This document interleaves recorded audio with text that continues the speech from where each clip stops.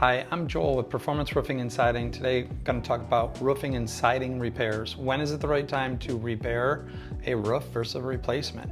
So I always look at the longevity of a roof. Right around 15 years, the shingles become brittle and they're very hard to do a repair if things are leaking. So we got to ask ourselves, where's that leak coming from? And most of the time it doesn't come from the field. It comes from a skylight, it comes from a chimney, it comes from a pipe boot, it comes from some kind of penetration within the field of the shingles. So those can be fixed as long as the roof is not too brittle. So we'd like to come out, take a look at it and say, hey, you are due for a new roof.